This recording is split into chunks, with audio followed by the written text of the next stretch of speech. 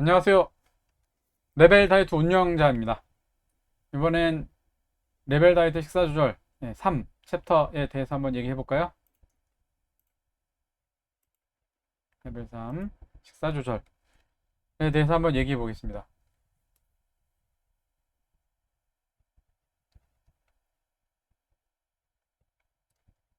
자, 이 앞에 내용하고 좀 중복이 되는 것 같은데요. 처음 보시는 분들은, 아직 익숙하지 않은 분들은 이걸 좀 자세히 한번 읽어 보시길 바라겠고요. 자, 식사 조절을 하는데 관련된 지식, 이걸 한번 보도록 하겠습니다. 섬유질의 특징, 야채나 도정이 안 된 현미 같은 곡류에는 섬유질이 많이 있고요. 도정이 안 된 현미 같은 곡류에는 섬유질이 좀 많이 있고요. 야채에 더욱 많으며 질겨서 소화가 안 되는 섬유질은 칼로리가 없어서 소화기관 칼로리가 없죠. 섬유질은 칼로리가 아예 없습니다.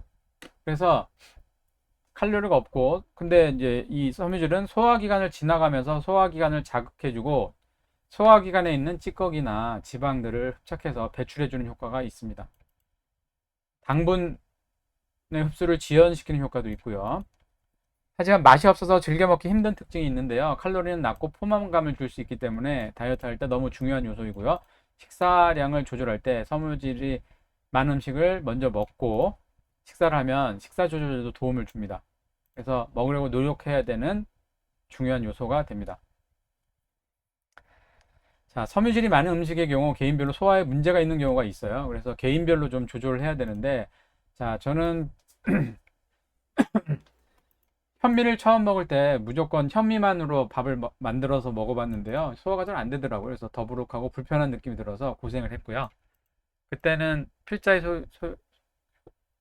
소화력으로는 현미는 소화가 잘 안 된다는 걸 몰랐던 거고요. 어떤 사람은 또 소화가 잘 된다고 하는 사람도 있더라고요. 사람마다 좀 다른 거겠죠. 그래서 오래 불려서 밥을 하거나 백미를 좀 섞어서 밥을 하기도 하고요. 바람미를 먹어보기도 했는데요. 꼭 현미가 아니더라도 식이섬유가 좀 많은 음식을 먹으면 되겠죠. 자, 그리고 탄수화물이 많은 음식이나 설탕이 많이 들어간 음식에 대해서도 한번 얘기를 해보면요. 정제된 곡물인 밀가루. 밀가루 보면 아주 세밀하게 갈려져 있잖아요. 그러니까 원래 소화기관에서 힘을 들여서 소화액으로 소화를 시켜야 되는데 전혀 힘들이지 않고 이 완전히 갈아버린 밀가루가 들어오면은 너무 쉽게 그냥 쭉쭉쭉 흡수되고, 영양분으로 흡수돼가지고 피 속에 계속 남아있게 되겠죠. 그래서 이렇게 밀가루 만든 음식, 빵, 케이크, 국수 등은 소량으로도 많은 칼로리를 제공하고 정제되어 있어서요. 많이 씹지 않고 쉽게 먹을 수 있어요. 식이섬유가 없고 흡수가 잘 되기 때문에 대부분 흡수되고 에너지로 사용되고 남으면은 지방으로 변환돼서 저장된다라는 거. 그래서 하루 필요 열량 이상을 섭취하게 되면, 그래서 먹다 보면 하루에 필요 열량 이상을 항상 먹게 되고요. 포만감을 느낄 정도로 이 밀가루로 포만감을 느낄 정도로 먹으려면 좀 많은 양을 먹어야 되죠. 이렇게 먹으면 너무 많은 양을 열량을 섭취하게 돼서 열량이 남아서 지방으로 저장되게 되고요. 소화 흡수율이 높다라는 것은 식이섬유가 없고 결과물이 적다는 것이고, 이런 것만 먹으면은 쉽게 변비에 걸릴 수도 있죠. 설탕은 사탕 수수를 압축시켜서 만든 거죠. 그래서 단순당으로 단맛을 내고 칼로리는 높으며 영양소는 없고요. 흡수가 잘 되기 때문에 뭐 거의 밀가루랑 비슷하죠. 탄수화물이 많은. 먹는 양을 조심해야 하고요. 특히 빵, 케이크, 오타가 좀 있네요. 초코바, 사탕, 아이스크림 등은 간식으로 생각 없이 먹다가는 하루 전체를 놓고 보면 과도한 섭취를 하기 쉽고 단맛에 대한 중독성도 있죠. 그래서 자주 먹다 보면 끊을 수 없게 됩니다. 조심하셔야겠죠. 과일은 당도가 높고 칼로리가 높은 음식이에요. 우리가 주로 먹는 과일은 계량을 거쳐서 섬유질은 줄이고 당도를 높인 품종이 대부분이에요. 비타민 등 유용한 성분이 있긴 하지만 소량만 섭취해야 되는데요. 건강에 좋다고 하면서 많이 먹는 실수를 하게 되는 음식이에요. 특히 과일 주스의 경우 갈아서 식이섬유는 거의 없고 당도만 농축되어 있는데 건강에 좋다는 생각에 설탕이 들어간 음료 대신 마시는 경우가 있는데요. 다이어트에 도움이 되는 음식이 아니라는 걸 알아야 돼요. 자, 저는 다이어트 초기 설탕이 들어간 탄산음료 대신 과일 주스를 먹었는데요. 오히려 체중이 불어나서 나중에 위와 같은 내용을 알게 되었고요. 다이어트 할 때 내가 먹는 음식에 대해서는 정확한 정보를 알고 있어야 된다는 걸 깨닫는 계기가 되기도 했었습니다. 탄수화물과 단맛이나 짠맛에 대한 욕구가 있는데요. 식사를 해서 위장이 채워지고 포만감을 느끼는 게 식사를 하는 중요한 이유 중 하나인데요. 포만감 외에도 단맛이나 짠맛에 대한 욕구도 있어요. 식사 중에도 달고 짠 음식이나 소스를 곁들여 먹어야 입이 즐겁고 스트레스 해소도 됩니다. 하지만 단맛을 내는 음식은 대부분 작은 양으로 높은 칼로리를 포함하고 소금의 주 성분인 나트륨의 경우 적당량은 필요합니다. 근데 하루 필요량 이상 섭취하면 건강에 큰 문제가 될 수 있습니다. 앞에서도 좀 나왔던 내용이죠. 그래서 주의하셔야 되고요. 네, 적당량으로 조절하셔야겠죠. 앞에서 좀 나온 내용이라 좀 넘어가고요. 달고 짜고 매운 음식은 입이 즐겁고 스트레스가 풀리는 효과가 있습니다. 그래서 혈중 나트륨이나 당 수치가 늘어나면 만족감을 느끼는 일종의 당이나 나트륨 중독 현상이 있고요. 그래서 이런 것도 적게 먹으려고 노력을 하셔야겠죠. 앞에 내용하고 좀 중복되는 것 같아서 역시 좀 간단히 넘어가고요. 다이어트와 공복감. 공복감은 식사하고 소화가 돼서요. 위장이 비어 있고 피 속에 활동하는 데 필요한 당분의 농도가 떨어지는 상황에서 느끼는 느낌입니다. 자, 다이어트를 해야 될 정도로 살이 쪘을 때 공복감을 느껴서 식사하는 경우가 저는 거의 없었거든요. 이때는 공복감을 느껴서 식사하는 게 아니라 위장이 비었거나 아니면은 혈중에 포도당, 예, 에너지를 낼 수 있는 영양소가 혈중에 많이 없어서 너무 허기져서 적어지고 힘이 없어서 식사한 게 아니었어요. 그래서 식사 시간이 돼서 입이 즐거워하니까 식사를 하게 됐던 거죠. 이때 이런 거는 BMI 지수가 비만으로 나올 정도로 지방량이 많은 사람들은 거의 비슷한 상황일 겁니다. 상식적으로 비어있지 않은 소화기관에 다시 음식을 집어넣으면 소화기관은 쉴 시간이 없는 것이죠. 그리고 비만인 상태에서 저는 뱃살이 많이 늘어났는데 위가 항상 부어있다는, 약간 부은 거 아닌가? 예. 배고픔도 잘 못 느끼겠고, 예, 아침 먹고 점심 먹을 때가 됐을 때 속이 비어있는 느낌이 먹은 건 다 소화되었을 텐데 비어있는 느낌이 없다라는 거는 위가 약간 부어있어서 그런 거 아닌가? 그런 생각을 좀 했었고요. 지방이 비만이 될 정도로 많아지면 유해 물질이 배출되는데요. 이 때문에 부종이 생겨서 이렇게 된 수 있는 것이고, 소화기관을 계속 흡수시키게 되면은 피곤하고 건강도 안 좋아지는 것이죠. 그래서 지방이 늘어나고 비만인 상태에서는 컨디션이 좋지 않고 항상 피곤한 느낌이 드는 것이 되겠죠. 자, 저는 공복에 대해서 얘기하면요.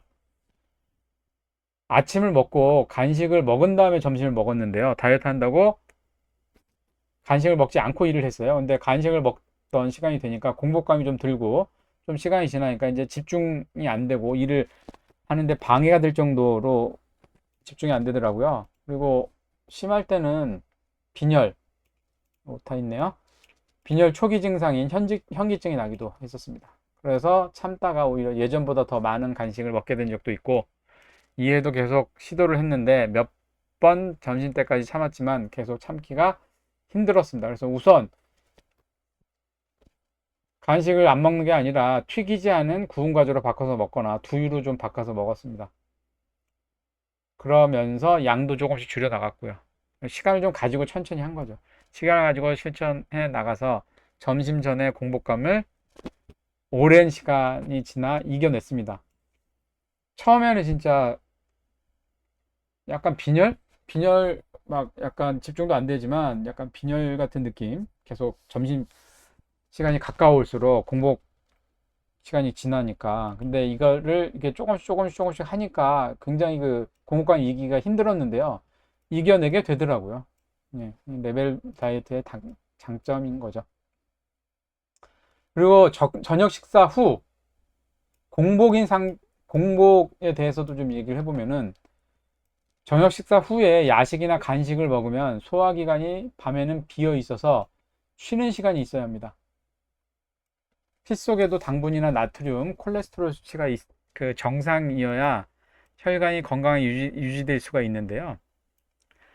아침 먹고 간식, 점심 먹고 간식, 저녁 먹고 야식까지 먹으면요. 소화기관도 혈관도 쉴 틈이 없는 거죠. 상식적으로 생각해 보면 입의 즐거움 때문에 계속 먹다 보면은 소화기관과 혈관은 쉴 틈이 없는 것입니다. 당연히 대사증후군, 혈관 질병이 생길 확률이 높아지는 것이죠. 그래서 저녁 식사 후 야식이나 간식을 먹지 말고 잠을 자서 소화기관과 혈관이 비어있는 시간을 가져야 되고요. 가끔 먹는 것은 건강에 문제가 없겠죠. 근데 매일 야식을 먹으면은 늘어난 지방량에 건강 또 악영향을 미친다는 것은 당연한 거예요. 그래서 저녁을 일찍 먹고 간식이나 야식을 먹지 말고 잠을 자도록 해야 되는데요. 저녁을 일찍 먹으면은 상당히 많은 시간 공복감을 참아내야 되는데 쉬운 일이 아니죠. 저는 한 6시쯤 식사를 하고 9시쯤 되면은 참기 힘들어서요. 참다가 결국 라면 반 개, 라면 한 개, 라면 두 개 이렇게 막 먹게 된 경우가 많았었어요. 그래서 제대로 계획대로 지키기가 힘들었어요. 자, 이런 상황이 반복되니까 레벨 개념을 적용해서요. 저녁 먹는 시간은 평소 먹던 시간에서 조금씩 당기고 야식도 먹던 시간에 먹되 양을 줄여나가다가 끊는 네, 레벨별 그 실천법을 좀 실천했었고요. 이 방법으로 성공을 했습니다. 완전히 아예 안 먹는 건 아닌데 이제 가끔 먹게 되더라고요. 이걸 먹으면은 다음날 체중을 재면 또 금방 늘어날 텐데 그러면서 자주 먹지는 않게 자제할 수 있게 되었습니다. 이렇게 하다 보니까 저녁 식사 후 공복인 상태를 12시간 이상 유지할 수 있는 능력이 생겼어요. 이게 저는 힘들게 이게 됐거든요. 쉬운 건 아니었습니다. 근데 이게 저녁 6시에 식사를 하고 간식을 안 먹고 쭉 아침 6시까지 하면은 12시간이 되죠. 새벽 6시에 뭘 먹게 되면 12시간 이렇게 유지할 수가 있게 됩니다. 그래서 한 달에 한 번 정도는 소화기관과 혈관이 쉴 수 있는 24시간 공복을 유지하는 것도 건강에 좋을 것 같다는 생각을 좀 해봤고요. 이런 거는 성장기에 청소년이 할 건 아니죠. 근데 성장기 청소년이 아닌 경우에는 간헐적 단식이라고 하는데요. 24시간 공복을 유지하는 것도 한번 생각해 보시는 건 어떨까 싶습니다.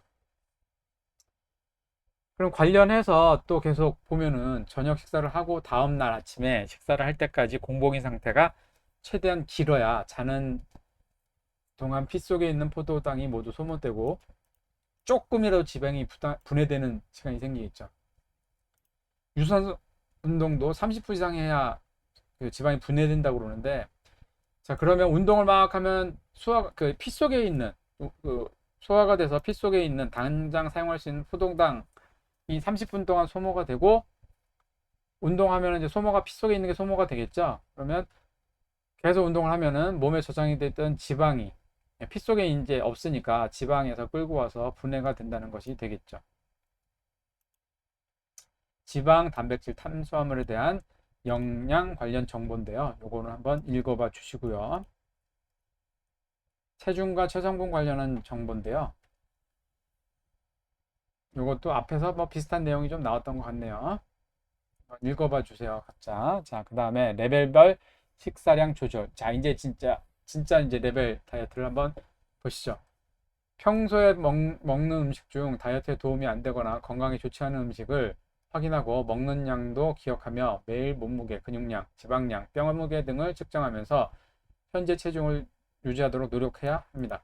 평소에 즐기던 치킨 먹는 횟수를 조금 줄인다고 체중이 줄진 않습니다.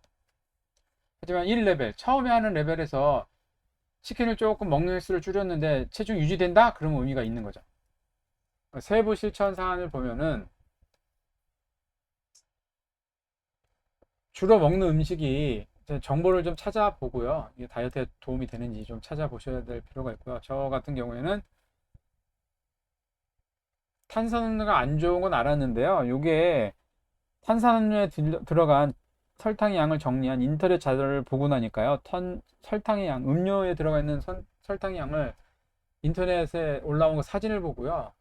그걸 보니까 굉장히 많은 양의 설탕이 들어가야 된다. 그걸 먹었으면 당연히 살찌는 게 맞죠. 그래서 그걸 보고 나서 이제 탄수화물을 줄일 수 있게 된 거예요. 그래서 이렇게 관심 있게 이런 필요한 자료들은 자꾸 찾아보셔야 될 것 같아요. 그래서 구글에 이거 한번 찾아보시면은 여러분도 한번 확인하실 수 있을 거예요. 음료수의 설탕량.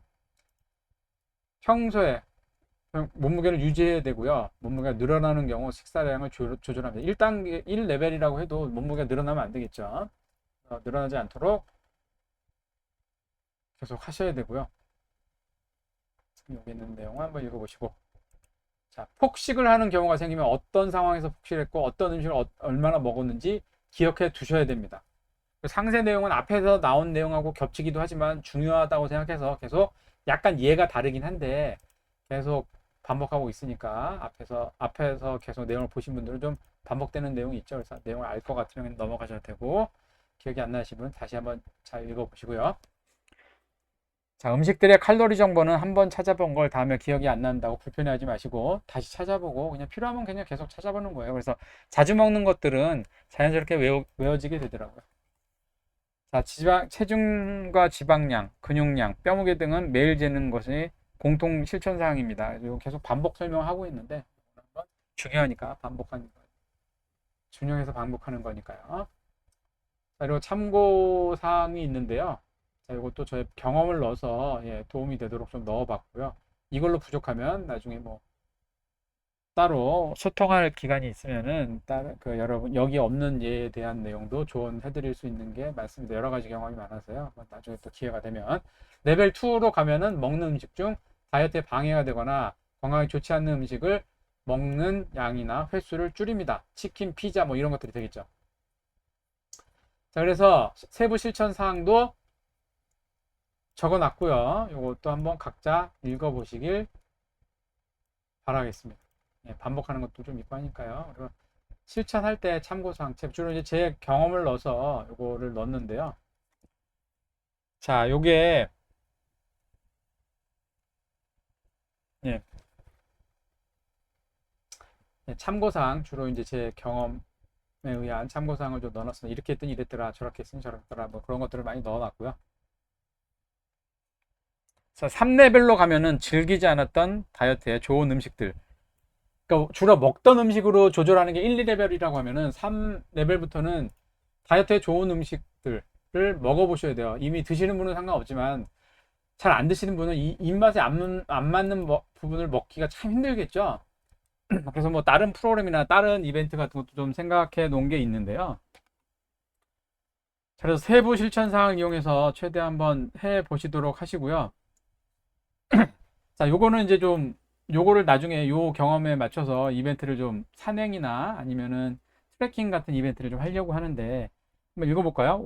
저는 오이를 그냥 먹지 않고 매콤 짤짤한 양념이 되어 있는 무침은 즐겨 먹었는데요. 생오이는 먹지 않았습니다. 그러다가 어느 날 산행을 하게 됐는데 가져갈 게 별로 없어서 별로 먹고 싶은 생각이 없었어요. 근데 배낭에 오이를 넣고 출발했는데요. 산행 중에 힘들고 목이 마를 때 한번 먹어봤는데 그 시원한 청량감과 함께 갈증 해소에 많이 도움이 된 것과 함께 오이 냄새가 익숙해졌습니다. 오이에 대한 거부감이 없어졌고요. 그 이후에 집에서 다시 먹어봤는데 산행했을 때 그 정도의 맛은 느껴지지 않았는데요.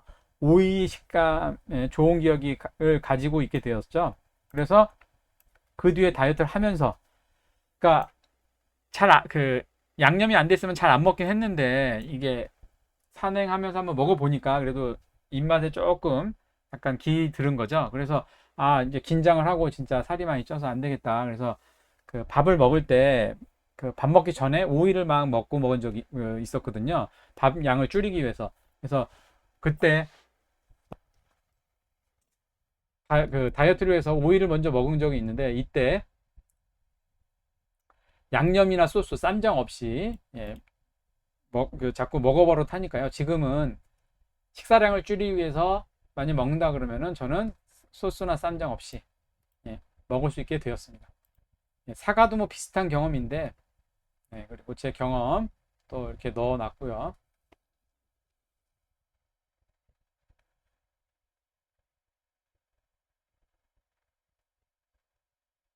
자, 그리고 4레벨에서는 식사할 때 식이섬유가 많은 야채를 먼저 먹거나 식사할 때, 식사량을 줄일 때 이런 방법 쓰면 좋겠죠. 그리고 곁들여 먹고, 먼저 먹거나 곁들여 먹고, 간식을 먹을 때도 야채를 먼저 먹고, 저는 간식 먹을 때도 이렇게 간식을 줄일 때 이렇게 했었거든요. 일부러 토마토나 뭐 양배추 썰어 놓은 거 아니면 오이 뭐 이걸 먹었어요. 내가 과자를 사 놓고 이걸로 배를 채우고 싶지만, 다이어트 하는 사람은 그냥, 다이어트 안 하는 사람은 그냥 먹어도 되지만, 과자로 배를 채우고 뭐 그래도 되지만, 다이어트 하는 사람은 뭐 집에 있으면 냉장고에서 꺼내면 되고요. 아니면 회사 다니거나 그러면 학교에 가게 되면은 야채를 좀 싸가도 되겠죠. 도시락에 같이. 도시락, 일반적으로 먹는 도시락에 통을 하나 정도 해서 야채를 같이 싸가도 되겠죠. 오이 같은 걸 싸가면은 되겠죠. 그래서 간식을 먹을 때도 야채를 먼저 먹고, 간식을 먹어서 탄수화물이나 육류로 간이 센 식사나 간식만으로 그 탄수화물이 많거나 육류로 되고 간이 센 식사나 간식만으로 포만감을 채우지 않도록 하는 것이 중요합니다. 여기 설명이 조금 애매하게 되어 있네요. 나중에 고쳐야겠네. 자, 그리고 실천 시 참고사항. 예, 그래서 실천할 때 요런 참고사항이 있으니까 참고를 좀 해주시고요. 5레벨에서는 식사 중간에 먹는 간식을 먹는 횟수나 양을 줄여가거나 한 끼 정도는 다이어트 식단으로만 먹습니다. 아침, 점심, 저녁 사이에 간식 먹는 횟수를 줄이거나 아니면 먹더라도 양을 좀 줄여 나가고요.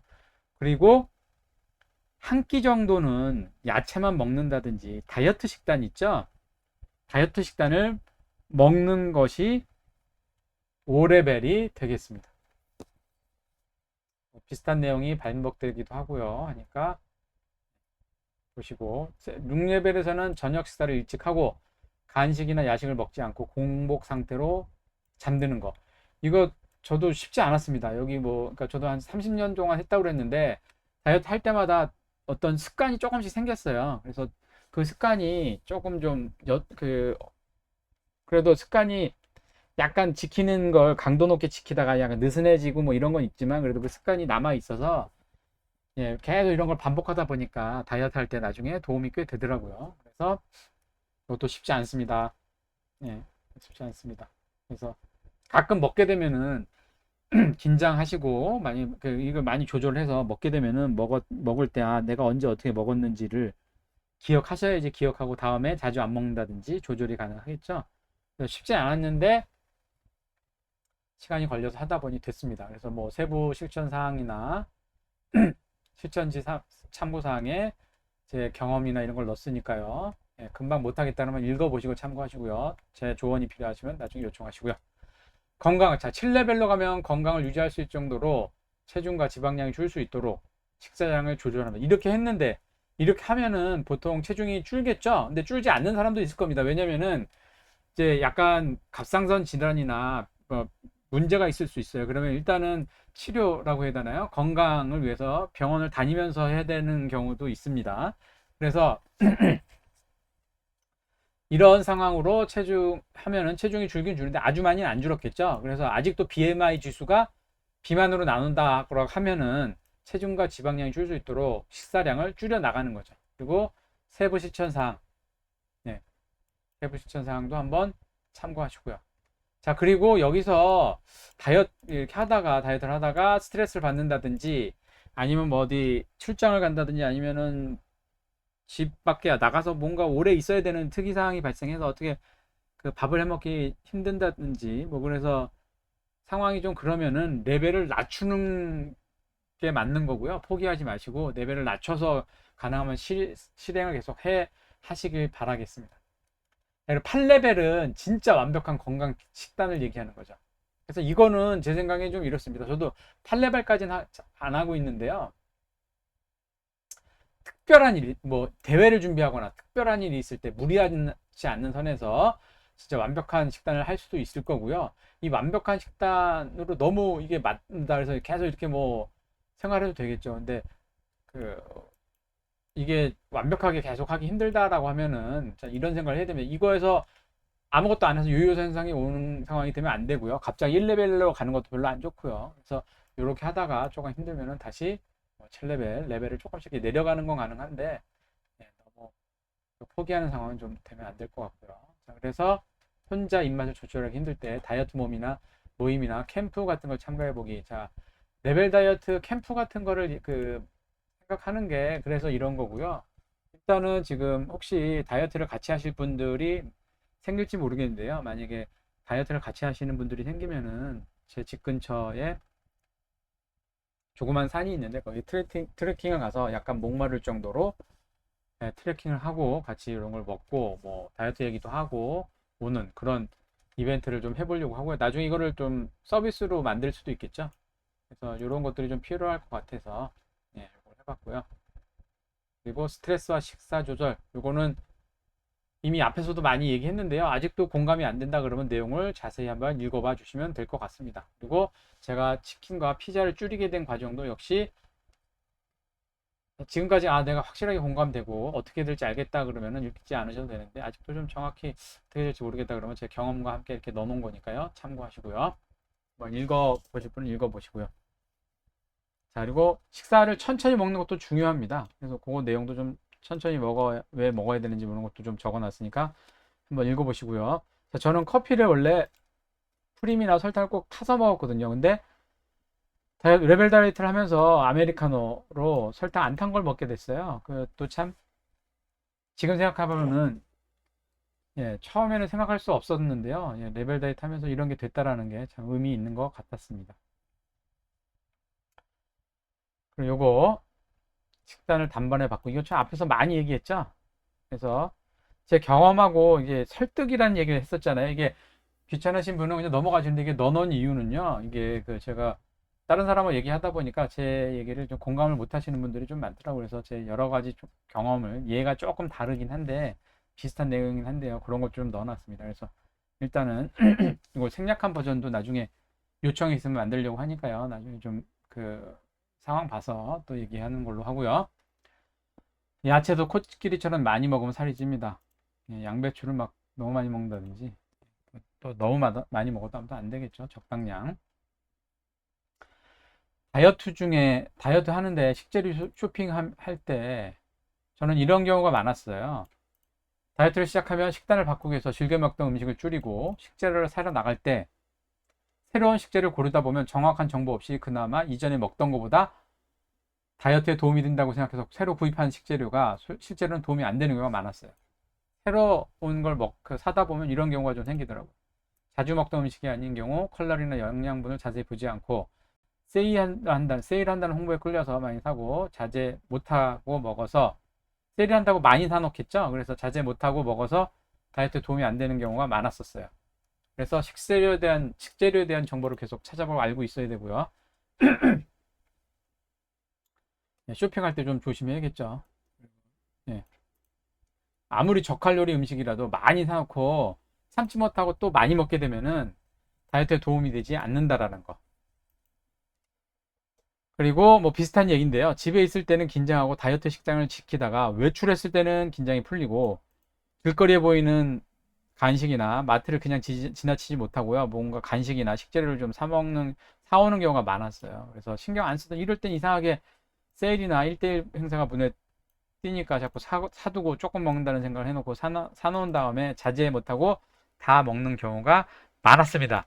근데 이런 걸 몇 번 실패한 경우가 이런 거였죠. 근데 여러 번 반복하고서 쉽게 금방 된 게 아니에요. 이런 걸 반복하고서 중년이 넘어서 다시 다이어트를 하면서 생각해 보니까 예전에 이렇게 해서 포기했던 경험도 생각해 보고 가격이 싸고 양이 많거나 세일이 하는 것도 눈에 띄죠. 하지만 최대한 자제하고 단백질이나 섬유질이 많은 미리 계획한 식재료만 딱 사갖고 오는 습관을 가지게 됐습니다. 그래, 이걸 지키는 힘이 많이 늘어나긴 했지만 그래도 조금 사갖고 오긴 합니다.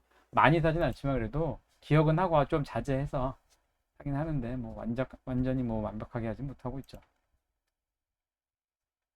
두유, 국수, 야채 등 야채나 고기, 그냥 생고기 같은 거 얘기하는 거죠. 그래서 살짝 데쳐 먹거나 구워 먹는 뭐 그런 거, 기름에 튀기지 않은 감식이나 식재료는 계속 사다 놓고 있습니다. 이런 것들은 사놓으면은 간식이 아니기 때문에 즐겨 먹게 되진 않더라고요. 그래서 이런 것들은 사다 놓습니다. 참다가 집에 이것밖에 없으면 이런 걸 먹게 되잖아요. 그러니까 조금 안 좋아하는 음식을 먹게 되는 그런 효과도 있더라고요. 예, 비슷한 얘기가 좀 반복되고 있으니까요. 자, 그래서 이런 실천 사항들은 뭐 계속 강조하지만요. 짧은 시간에 된 게 아닙니다. 그래서 여러분은 좀 더 빨리 할 수 있는 상황이 되기를 바라겠고요. 기간을 생각하지 말고 열심히 하시길 바랍니다. 자, 이렇게 해서 챕터 3도 여기까지 설명하겠습니다.